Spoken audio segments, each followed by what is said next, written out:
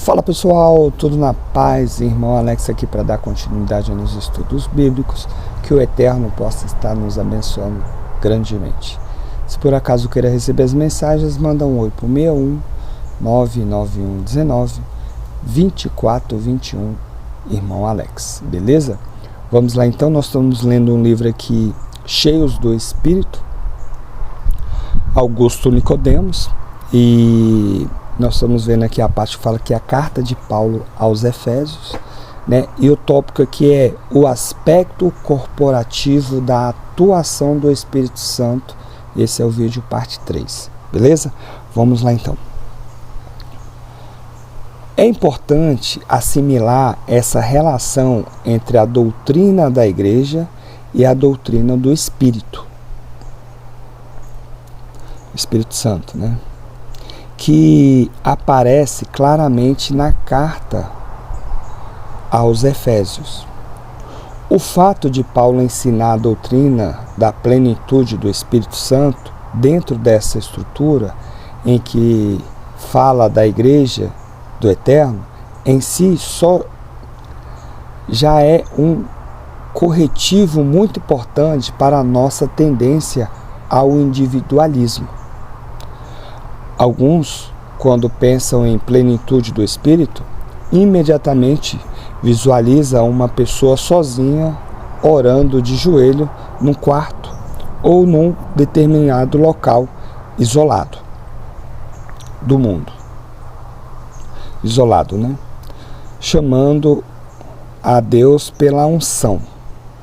Contrariando a essa perspectiva, Paulo trata da plenitude do Espírito no contexto da igreja como corpo de Cristo.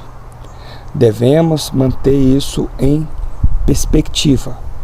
Não estou dizendo que Deus não atua no indivíduo isolado. Eu creio que Ele o faz, sim. O que quero dizer é que o ensino bíblico sobre o Espírito Santo nos é dado no contexto da igreja, da comunidade, né? E como membro do corpo de Cristo, que sou encorajado pelo Eterno a ser cheio do Espírito. Em outras palavras, é primordialmente quando a igreja está reunida, buscando o Eterno, orando e servindo, que o Espírito nos enche, abençoa, edifica e instrui sem prejuízo, é claro, da sua instrução no indivíduo. Então ele aqui trouxe um entendimento que o Espírito Santo ele atua no meio do coletivo, né? Mas ele falou que também não está afirmando que ele não pode atuar no individual. Eu creio que atua. Minha forma de ver, o Espírito Santo, né, o Eterno, ele atua da forma que ele quer. Ele não tem uma prática, uma forma que ele atua. Ele atua da forma que ele quer. Eu vejo dessa forma. Mas vamos continuar aqui. O ensino sobre o Espírito, vejamos o que Paulo tem a dizer sobre o Espírito Santo na carta. No capítulo 1, ensina que o Espírito Santo é o selo de todas as bênçãos espirituais que o Eterno nos deu nos lugares celestiais em Cristo Jesus. O Espírito é apresentado como aquele que sela as verdades do Evangelho no coração dos que creem. Efésios capítulo 1, verso 13. Ou seja, pelo Espírito os crentes são selados, separados para o Eterno e marcado como sendo propriedade do Eterno, no versículo 17, no verso 17. Então, isso aqui é interessante. Então, um exemplo, em determinado local, está tendo uma pregação, tem 1000 pessoas. Dessas 1000 pessoas, o Eterno pode só selar um, né? Então, é o Eterno que age. Nós não podemos colocar algumas regras assim, não, ele só atua dessa forma, né? Mas vamos lá. Paulo ora para que o Eterno concede espírito de sabedoria e de revelação aos fiéis. Embora a maioria das traduções aponte pneuma, né, espírito, neste versículo, com a minúscula referência ao espírito humano, um bom número delas é de comentarista traduz espírito, isto é, o espírito do Eterno. Se este é o caso, Paulo aqui se refere mais uma vez à obra do Espírito Santo nessa ocasião para iluminar a consciência da mente dos cristãos para que percebam tudo aquilo que lhe é dado no Messias, né, em Jesus. Ou seja, ele ora para que, mediante a operação do Espírito Santo, os crentes venham a ter os olhos de seus corações e mentes iluminadas para perceber as riquezas do Messias. Aí tem João, capítulo 14, verso 26, Lucas 12, 12, Atos, capítulo 6, verso 10. Paulo havia dito que eles têm o Espírito, no versículo 13, mas não cessa de orar para que tenha mais de sua operação, no versículo 17. No capítulo 2, após dizer que a igreja são rompidas as barreiras existentes entre os judeus e os gentios, Paulo afirma que o acesso a ambos, o Eterno Pai, é feito por intermédio do Espírito, e por ele que temos acesso ao Eterno, no versículo 18. E é o mesmo Espírito que auxilia os crentes, quer judeus ou gentios, em suas orações ao Eterno. Romanos capítulo 8, verso 15, verso 26 e verso 27.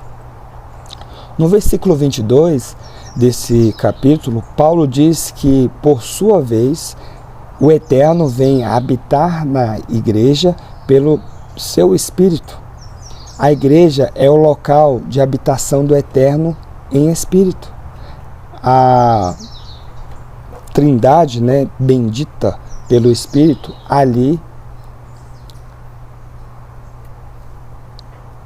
pelo Espírito, está ali presente.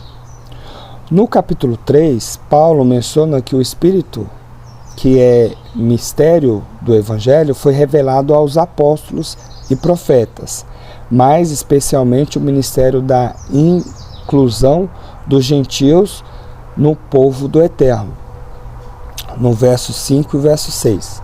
Em seguida, Paulo ora para que os crentes sejam fortalecidos no Evangelho mediante a poderosa operação do Espírito em suas almas.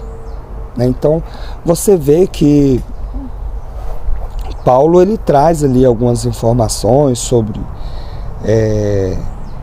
a operação do Espírito na vida dos irmãos, tudo, né? E ele traz alguns assuntos interessantes. Pelo fato do Espírito Santo estar atuando, né, no povo, é ele que sela, né? Então, em outras passagens nós vamos ver que ele faz morada, mas eu não acredito que ele more, né? Ele sela, é como se fosse ele marca. A pessoa tem vários, um fazendeiro tem várias vacas, né, vamos dizer assim, vários gado, e eles têm uma marca que põe nos gado. Essa marca é o Espírito Santo que tem naqueles. Então, um exemplo, os demônios, né, quando ele vê um homem, uma mulher que são marcados pelo Eterno, pelo Espírito, né, eles não mexem, porque eles estão debaixo da proteção. Isso é interessante. Quando, exemplo, Jesus, né, estava andando, os espíritos viam, né, o mundo espiritual, e via que Jesus ele recebeu o Espírito, veio sobre ele lá no Rio Jordão, quando ele foi batizado. Então, no lado espiritual, eles conseguem detectar as pessoas que verdadeiramente têm compromisso com o Eterno, que são marcados pelo Eterno, e as que não são. Então, dentro da igreja, institucionalizada, ali tem pessoas que estão marcadas e tem pessoas que não estão marcadas, né? Então por isso que você vê muitos falsos profetas, falsos pastores, falsos irmãos, né, dando péssimo testemunho por causa disso. Por quê? Porque esses irmãos, eles não foram marcados, eles não foram batizados, eles não foram selados pelo Espírito do Eterno. Beleza? Então tá aí, vamos dar continuidade, que o Eterno possa estar nos abençoando, e um abraço do irmão Alex.